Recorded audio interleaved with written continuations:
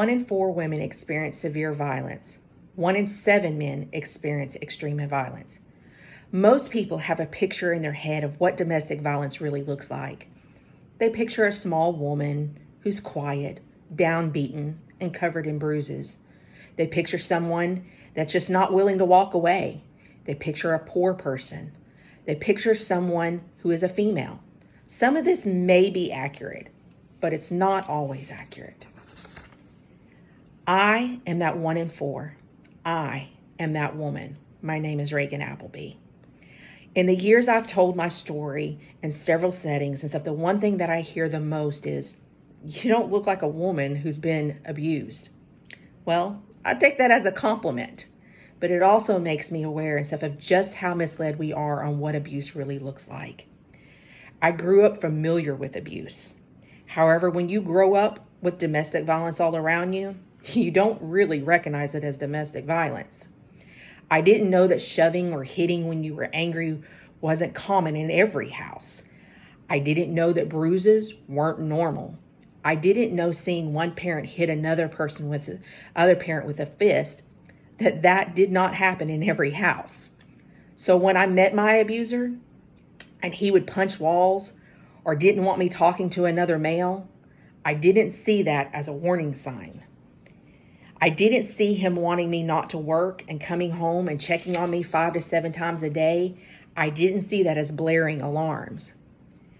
I thought it was sweet, and he was just being protective. I didn't see him not liking me spending time with my family and friends as being isolating. It was because they didn't appreciate me.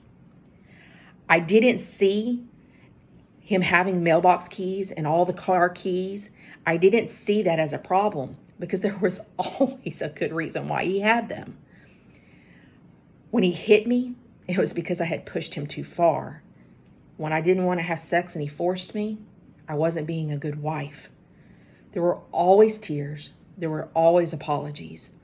And there was always a final realization that it was my fault or it was because of his childhood.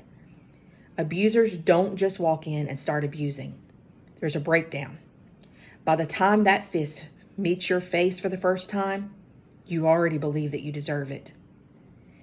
You've already been convinced that it's your fault. Your world already revolves around every emotion and mood that they have. He doesn't start with punches. He doesn't start and stuff with the hitting. What he starts with is the words. It starts with your weight, the comments about how much weight you need to lose. It starts about the insults, about what you're wearing. It starts and stuff about the insults against your intelligence and public embarrassments. It starts with a breakdown of your mind. Once the physical part starts, you no longer have a healthy mindset to sit there and go, wait, this is wrong. Something is not right here. Let alone if you grew up seeing these things on the norm. I found myself in a domestic violence shelter with 2 small children. That shelter not only helped me physically by hiding us, it didn't just help us financially by helping us get into a new apartment, but they helped me mentally, spiritually, and emotionally. Thank you, Turning Point. They helped me so much that years later, when I found myself in that same situation again, and by the way, it's pretty common for that to happen. When I found myself in that situation the second time, I knew what to do.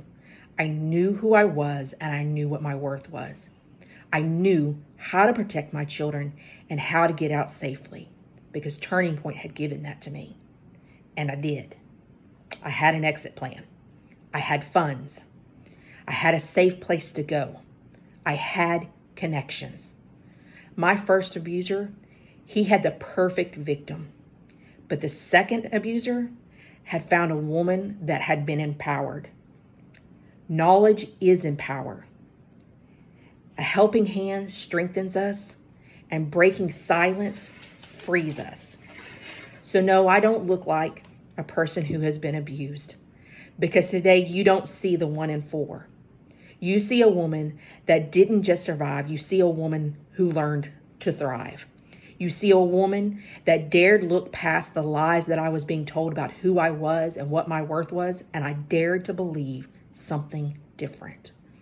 If you or someone you know is experiencing domestic violence, I would first say, please listen. Don't judge. Just listen. Be a safe place. Respect their privacy and be a safe place that they can go and turn to. Respect their choice, even if it's one that you don't agree with. Respect their choice. And be there even if they choose to stay. Stay their support. Create a plan if they're willing, an exit plan. Create a safe word that they can say to you to let them know, to let you know and stuff that you need to call the cops. Have a safe place that they can go. Know if there's local shelters in your town, and if there's not, know where they can go for help.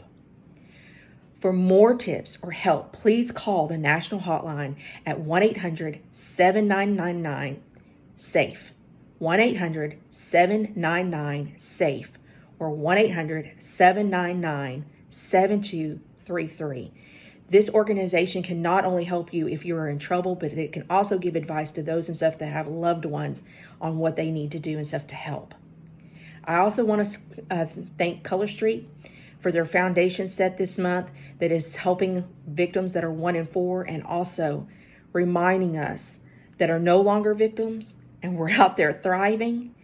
Thank you for reminding us that we matter and there's always somebody out there who can help. Thank you.